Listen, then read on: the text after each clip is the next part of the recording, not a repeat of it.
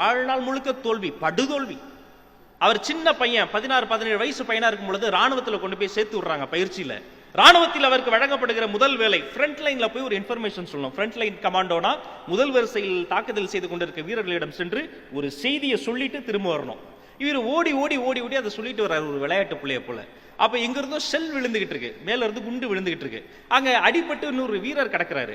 சரி, அந்த அடிப்பட்ட வீரரை போய் தூக்கிட்டு வரணும். இவர் தூக்கிட்டு வரும்பொழுது அடுத்த ஷெல் இவர் பக்கத்திலேயே விழுந்து அவருடைய செவி திறன் போயிருச்சு, மொத்தமா போயிருச்சு, அவர் காது கேட்காது. சரி, நான் அவரை கொண்டு போய் இவருக்கு வந்து கருணை இருக்கு, ஹெல்பிங் டெண்டன்சி இருக்கு, செஞ்சிலுவை சங்கத்துல கொண்டு போய் சேர்த்து விடுறாங்க. செஞ்சிலுவை சங்கத்துல அடிப்பட்ட வீரர்கள்லாம் இதே மாதிரி தூக்கிட்டு வரும்பொழுது மறுபடியும் இன்னொரு ஷெல் குண்டுக்கு தாளாகி அவர் வேகமாக ஓடக்கூடிய திறனையே வளர்ந்துடுறாரு. ராணுவத்துக்கே நீ லாய்க்கில்ல, செஞ்சிலுவைக்கும் உன்னால ஓட முடியாது, கிளம்புட்டாங்க. அங்கிருந்து கிளம்பி அப்போதுதான் அவர் அதிகமாக வாசிக்க ஆரம்பிக்கிறார். புத்தகங்களை வாசிக்கிறார், கவிதைகள் எழுதுகிறார், நாவல்கள் படிக்கிறார், சிறுகதைகள் பிரசுரமாகின்றன. ஒரு பிரபலமான எழுத்தாளருக்கு என்ன புகழ் வருமோ ஒரு புதிய இளைய எழுத்தாளருக்கு அவ்வளவு புகழ் வருகின்றது. அவன் அந்த நாட்டின் மகாகவியாக கொஞ்சம் கொஞ்சமாக மாறுகிறான். போரில் தனக்கு வந்த கசப்பான அனுபவங்களை எல்லாம் வைத்து கிழவனும் கடலும் என்ற ஒரு நாவல் எழுதுகிறான். அதற்கு நோபல் பரிசும் கிடைக்கிறது.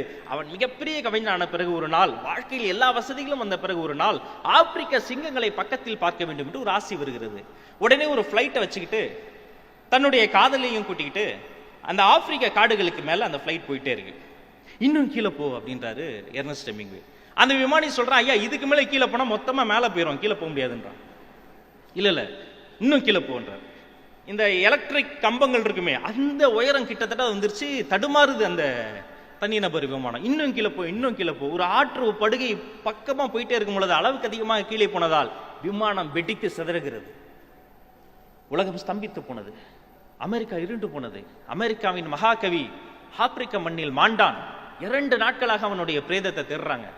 விமானத்தினுடைய பாகங்கள் ஒவ்வொரு இடத்துல சிதறி கிடக்கு, நதியில் விழுந்ததால் ஒவ்வொரு பக்கம் ஓடி போச்சு. அவர் பாடியை தேடிட்டே இருக்காங்க. 2 நாட்கள் கழித்து அங்கிருந்து ஒரு கிராமத்தில் கரைப்படிந்த சட்டையோடு சிரித்த முகத்தை, நான் இன்னும் சாகல, உயிரோட தான் இருக்கிறேன் என்று எர்னஸ்ட் ஹெமிங்வே எழுந்து வந்தான். சரி சார், தப்பிச்சிட்டீங்களே, எழுந்து வர வேண்டிய 2 நாள் என்ன பண்ணீங்க? இல்ல, நான் விழுந்த இடத்துல 1000 முதலைகள் ஒன்னா சேர்ந்து காதல் பண்ணிட்டு இருந்தது. இந்த பாலாப்போன மனுஷங்க காதலை பார்த்து பார்த்து எனக்கு போர் அடிச்சிருச்சு. முதலைங்க லவ் பண்றத பக்கத்துல இருந்து பார்த்துட்டு வந்தா, அதான் 2 நாள் ஆச்சு. அப்போ உங்க காதலி அது மரத்து மேலே உட்காந்துருக்கு, இறங்கவே மாட்டேங்குது, போய் கூட்டுவாங்க. உலகம் மகிழ்ந்தது, மாலை மரியாதை ஆரவாரங்கள். இதோ மீண்டு வந்தான் எங்கள் மகாகவி மேலதாளங்களோடு. அவனை ஆப்பிரிக்கால ஒரு பெரிய ரன்வேல மலர் மாலையெல்லாம் போட்டு அவருக்கு ஒரு ராஜ மரியாதை வைத்து அந்த பிளைட் டேக் ஆஃப் ஆகுது. ரன்வேல அந்த பிளைட் அப்படியே தீப்பத்தி எரியுது.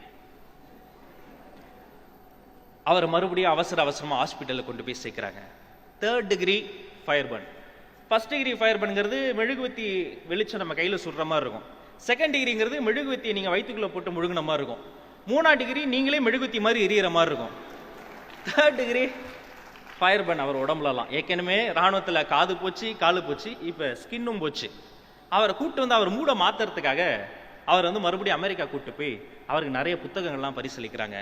ஓராண்டு கழித்து பரிபூர்ண குணமாகி நான் மறுபடியும் சிங்கத்தை பக்கத்துல பார்க்க போறேன் அப்படின்றார். வேண்டாம் எர்னஸ்ட், வேண்டாம். இல்ல, அவர் ஒத்துக்க மாட்டார், அவர் அடமண்ட். நான் பார்த்தே அவன். சரி, இந்த வாட்டி ஏதாவது சேஞ்ச் பண்ணிட்டு போங்க, இந்த வாட்டியும் நீங்க பிளைட்ல போக கூடாது, கப்பல்ல போய் அங்க இருந்து ஜீப்ல போங்கன்னு சஃபாரி ஜீப்புக்குள்ள போகுது, காட்டுக்குள்ள ஜீப்பு போகுது.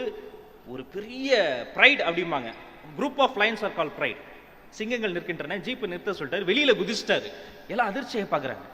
அவர் சிங்கத்துக்கிட்ட போறாரு. சிங்கம் அப்படியே நின்று பார்க்குது, இவரை பார்த்து நான் வாலாட்டுது. நாய் வாலாட்டுச்சுன்னா லவ் பண்ணுதுன்னு அர்த்தம். சிங்கம் வாலாட்டுச்சுன்னா ஓங்கி அடிச்சிருவேன், ஓடி போயிருன்னு அர்த்தம். நம்மளால அது தெரியாம சிங்கத்துக்கிட்ட போய் hi I am Ernest Hemingway, how are you, கொன்றுவனே மூக்கிலே குத்து அப்படி கொஞ்சிக்கிட்டு இருக்காரு. சிங்கம் லேசா உருமுது, பின்னாடி இருந்து கதறாங்க, எப்பா தயவு செய்து வந்துரு, உங்க நாட்டுக்கு பதில் சொல்ல முடியாது, உங்க நாடு உனக்காக போரே செஞ்சாலும் செய்யும், தயவு செய்து வந்துருன்னு சொல்றாங்க.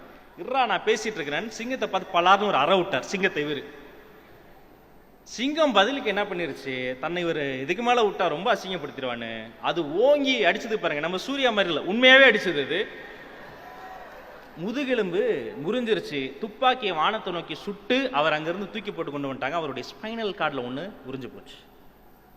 இப்ப ஸ்கின்னு போச்சு, காது போச்சு, காலு போச்சு, ஸ்பைனல் கார்டும் போச்சு. இப்படியே விட்டா அவர் சரி வர மாட்டார்னா அவர் கொண்டு போய் ஸ்பெயின்ல கொஞ்சம் டூரிஸ்ட் மாதிரி இருன்றாங்க. ஸ்பெயின்ல நீங்களாம் பார்த்துருப்பீங்க, அந்த காலை சண்டை ஒரு திருவிழாவை போல ஒரு காதல் வைபவத்தை போல அங்க காளை சண்டை நடக்கும். அந்த சிகப்பு துணியை வைத்துக் கொண்டு அங்கிருந்து காளைகள் ஓடி வரங்கிறது, வீரர்கள் அதை காட்டி மடக்க ஒரு மிகப்பெரிய திருவிழாவாக நடக்கும். அதை ஃபர்ஸ்ட் டைம் பார்த்தோன்னே இவர் ஒரு செம்மையா எக்ஸைட் ஆயிட்டோன்னு சூப்பர், இவர் மனசு மாறிடுச்சு, கவிதை எழுதுவார்னு பார்த்தா என்ன சொல்றாருன்னு பார்த்தா நெக்ஸ்ட் போட்டியில நான் கலந்துக்கிறேன் அப்படின்றது.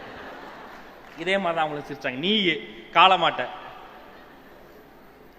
இல்ல நான் வேணா ட்ரைனிங் எடுத்து கலந்துக்கிறேன். 4 ஆண்டுகள் ஸ்பானிய வீதிகளில் அந்த வீரர்களோடு தங்கி ஒரு காளை மாட்டு போட்டியில் கலந்து கொள்ள வேண்டும் என்பதற்காக 4 ஆண்டுகளாக கடுமையாக பயிற்சி செய்து 4ஆம் ஆண்டின் இறுதியில் வாழ்நாள் முழுக்க ஒரு மிகப்பெரிய ஒரு கலகக்காரனாக வாழ்ந்த எர்னஸ்ட் ஹெமிங்வே அந்த காளை மாட்டு மைதானத்தில் அந்த உள்ளார போய் நிற்கிறாரு.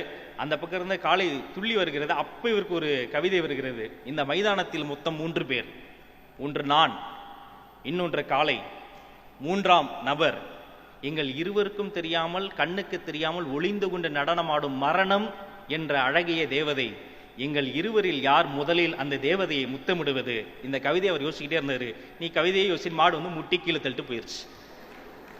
படுகாயம், அவருடைய குடல் எல்லாம் வெளியில வந்து மிகப்பெரிய காயம். இதுக்கு மேல நடக்க அப்படி இப்படி போக தான் இருக்கணும், வேற எதுவும் பண்ணக்கூடாதுன்னு சொல்லி ரொம்ப ஸ்ட்ரிக்டா அவர் கொண்டு போய் வச்சுட்டாங்க. அவர் இன்று இரவு நான் ஒரு சிறந்த வரிகளை எழுதலாம் என்று ஒரு மிகப்பெரிய கட்டுரை எழுதுறாரு. உலக அளவில் அது பிரபலமாகுது. வாழ்நாள் முழுக்க தோல்விகளை எல்லாம் துன்பங்களை எல்லாம் ஒரு திருவிழாவை போல கொண்டாடி முடித்த எர்னஸ்ட் ஹெமிங்வே ஒரு நாள் யாரும் எதிர்பாராத வண்ணம் அவருக்கு நோபல் பரிசு வந்த பொழுது அதை மறுத்து ஒரு கடிதம் எழுதினார். இராணுவத்தில் வேலை பார்த்து என் காது போச்சு, காலு போச்சு, சிங்க வேட்டைக்கு போய் முதுகெலும்பு போச்சு, ஸ்கின் எல்லாம் தீஞ்சு போச்சு, இந்த காளை சண்டைக்குள்ள போய் என்னுடைய உயிரே கிட்டத்தட்ட போச்சு, அது மட்டும் இல்லாம நோபல் பரிசையெல்லாம் பார்த்து எனக்கும் போர் அடிச்சு போச்சு, இனி வரக்கூடிய யாருக்காவது அதை பார்த்து உங்களுக்கு பிடிச்சவங்களா யாராவது பார்த்து கொடுத்துக்குங்க, எனக்கு நோபல் பரிசு வேண்டாம், வேண்டுமென்றால் உங்கள் நாட்டில் இருந்து சிறந்த பைன் பாட்டில்களை அனுப்பி வைங்கள் ஒரு கடிதத்தை எழுதி வைத்து விட்டு ஒரு நாள் இறந்து விட்டார். அவர் இறந்து விட்டார்னு செய்தி போடல ஊடகங்கள். அப்போது போட்டன, வாழ்வின் எல்லா சுவைகளையும் தேடி தேடி அனுபவித்து எல்லா துன்பங்களையும் பார்த்து துவண்டு போகாது மீண்டும் மீண்டும் எழுந்து வந்த எர்னஸ்ட் ஹெமிங்வே கண்ணுக்கு தெரியாத மரணம் என்ற தேவதையின் கட்டை விரலை பிடித்து எடுத்து இதழில் முத்தம் பதித்தான் என்று எழுதியது. நண்பர்களே,